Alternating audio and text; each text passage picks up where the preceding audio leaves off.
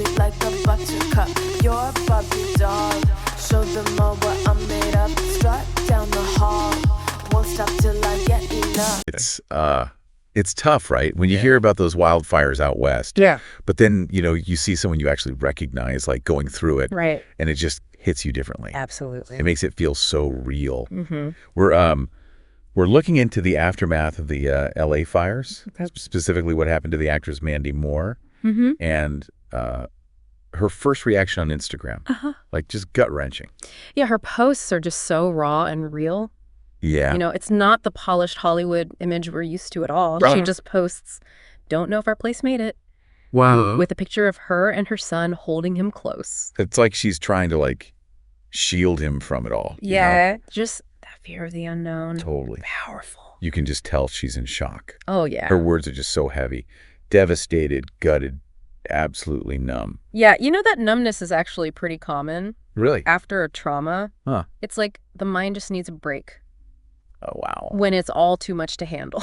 It's like a defense mechanism. Exactly. It's a way to protect yourself. And it makes you realize that everyone's human. Yeah. Underneath it all, celebrities, they feel those same things. Right. Fear, the uncertainty, that potential loss. Like it could happen to any of us. Exactly. It transcends any kind of status or anything. And it wasn't even just her own home she was worried about. No. She saw how the fire was ripping through her whole community. Right. Remember that picture of her son's school?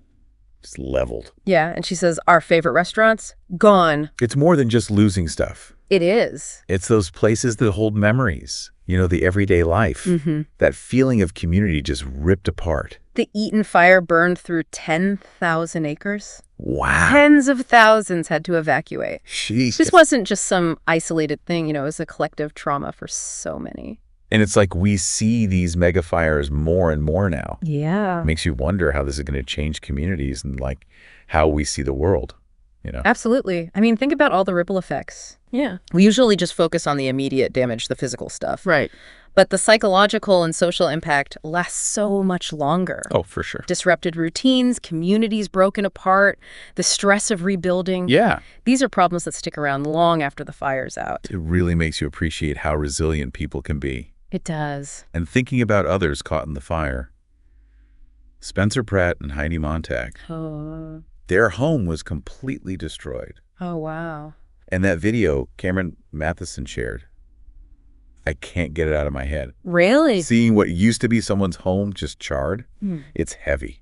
It is a stark reminder that these disasters don't care who you are. No. They can happen to anyone, famous or not. Yeah. And for Moore, this must be extra hard, Yeah. because she just spent 6 years renovating her house. Oh, you're right. She's really into design. Huge design enthusiast. Constantly sharing updates on social media. Yeah. Her old home was even in Architectural Digest back in 2018. Oh, wow. So she put so much of herself into that place. Absolutely. It's more than just a house. Right. It's years of work, her dreams, her achievements. It just makes it even more heartbreaking. Yeah. To think it could all be gone like that. Yeah. It's easy to get caught up in the celebrity side of it all. Yeah. But Moore's experience, even though she's got that platform, Right.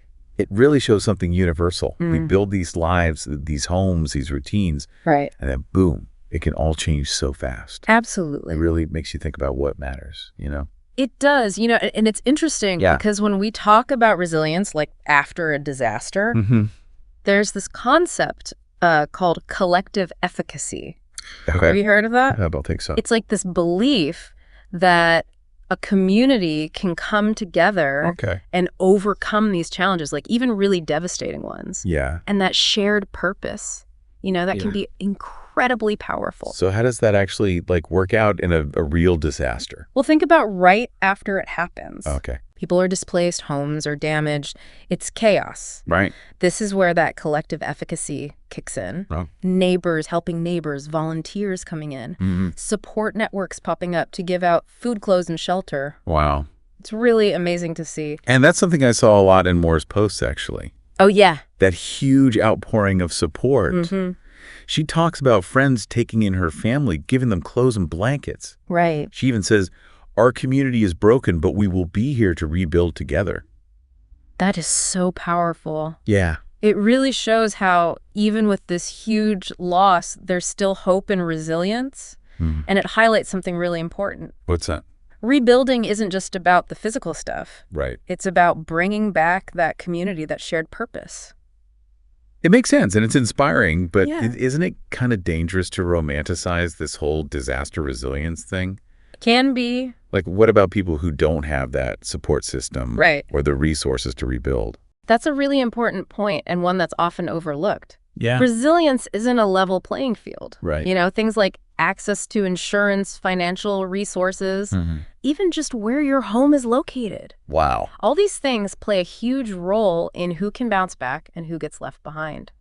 So it's not as simple as everyone coming together and living happily ever after. No, it's not. And that's why we have to look beyond those feel-good stories and really acknowledge those systemic barriers that are there. Yeah. We need to ask ourselves, how can we make sure that recovery efforts are fair and actually help everyone in the community? Right. Not just the people who already have privilege and resources. Exactly. So what can people actually do to help, make recovery more equitable?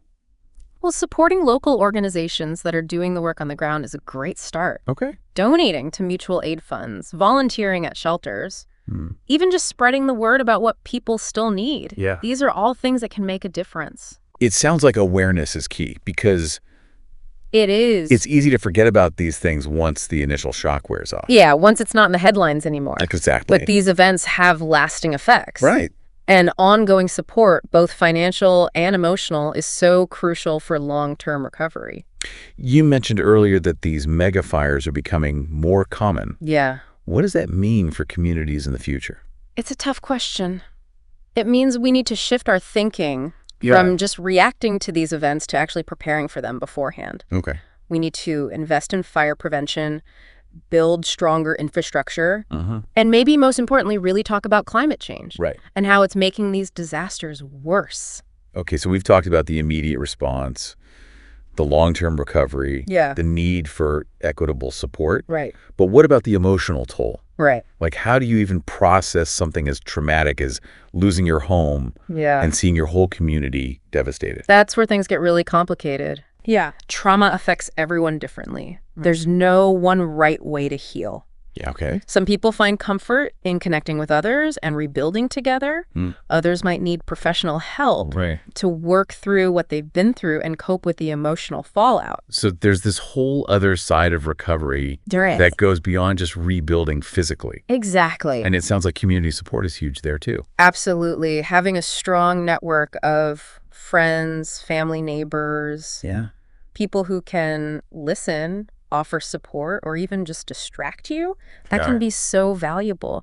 And creating spaces where people can grieve together and process what's happened, whether that's support groups or community events, that can help foster a sense of collective healing. It's interesting how this keeps coming back to community. It does, doesn't it? Like, these disasters, as awful as they are, they can also show us how strong and connected we are. I think there's something to that. Yeah. When we face something hard together, it reminds us that we're all human. We all need each other. And in those moments of connection, those acts of kindness and support, that's where we find hope and a way forward. And going back to Mandy Moore, Yeah. there's this one quote that sticks with me. Oh, yeah. She says, "My children's school is gone, our favorite restaurant's leveled, but I'm trying to hold on to the beauty amidst the ashes. The love, the kindness, the humanity." Wow, that really captures it all, doesn't it? Yeah. The huge loss and then the incredible love and resilience that comes after. It's heartbreaking and inspiring at the same time. Exactly. It's the complexity of being human, Yeah. Even in the darkest times, there's always some light, something to remind us that we can hope and heal. And talking about hope and healing, Yeah. Moore's determination to rebuild is really something. It is. The way she emphasizes together. You Yeah. know? It shows she sees this as a group effort, a chance to rethink and strengthen her community. Right. It almost makes you wonder. Yeah, it really makes you think, Does going through something like this, as awful as it is, could it actually make a community closer in the long run? It's a great question. And, researchers have actually looked into that. Oh, wow. Like in terms of how communities recover from disasters. Ah. And what they found is the initial impact is definitely traumatic and disruptive, of course. Right. But rebuilding can actually create this sense of purpose. Like everyone's working towards the same goal. Mm-hmm. It can build stronger social bonds and even make people appreciate things more. Like the things we take for granted. Exactly. So it's like destruction leading to connection. Kind of like that. Yeah, think about it. Okay. When you experience something like this, your priorities change. Right. Material things suddenly don't seem so important. Yeah. But human connection, the support of your community, Yeah. that becomes so much more obvious. It really puts things in perspective. It does. And it's not just about relying on the connections you already have. Okay. These events can also create new relationships. Oh, wow. New ways for people to work together. Interesting. People from different backgrounds, different parts of life, Yeah. they come together to help each other. And by doing that, they break down barriers and build new connections. Like the disaster pushes a reset button on society. In a way, yeah. It Yeah. forces us to rethink our relationships, our values, Right. and how we fit into the community. And what comes out of that is often a stronger, more resilient, and more connected community. Exactly. That's actually pretty hopeful. Yeah. It makes me think about Mandy Moore and everyone else affected by the fires. Mm-hmm. What will rebuilding be like for them? It's hard to say for sure, of course. Yeah. Every community will have their own path. You're right. But what we can learn from past disasters is that rebuilding is rarely straightforward. Oh, okay. There will be setbacks, challenges, moments of doubt. I bet there will also be those moments of beauty, resilience, and connection, too. Oh, absolutely. Like those images we've seen Yeah. of communities working together, clearing debris, sharing meals, supporting each other. It's amazing. It is. And it's in those moments, in those acts of collective strength and compassion, Yeah. that the seeds of a better future are planted. It really shows that even in the middle of devastation, there's always hope. Always. And that people have this incredible ability to recover and rebuild. It's true. And that's something that goes beyond just these fires. Right. It speaks to our shared humanity, our connection to each other, and our ability to find strength and keep going no matter what. So as we wrap up this deep dive into Mandy Moore's experience and what these LA fires mean, Yeah. what's the one thing you hope listeners take away from this? Well, I think it's important to acknowledge the huge loss and suffering that these events cause. Of course. But beyond that, I hope people recognize just how resilient we are, the power of community, and the potential for growth and change. Yeah. Even in the toughest situations. It's a really good way to put it. And it makes me think, Yeah. even though we can't control when or where these disasters happen, Right. we can choose how we react to them. Absolutely. We can choose to come together to help each other, to rebuild with a purpose, and to create a future that's stronger, more fair, and more resilient than ever before. Yeah, I think that's a powerful message to remember. Yeah. Not just when dealing with disasters, but in life in general. Well said. And for those listening, Yeah. we hope this deep dive has given you some new perspectives, something to think about, and maybe even a renewed sense of hope. Right. Remember, even in the ashes, there's always potential for beauty, connection, and rebuilding. Sound the alarm. I'm coming up. We'll have a ball. I'm sweet like a buttercup. You're a Barbie doll. Show them all what I'm made of. Strut down the hall. Won't stop till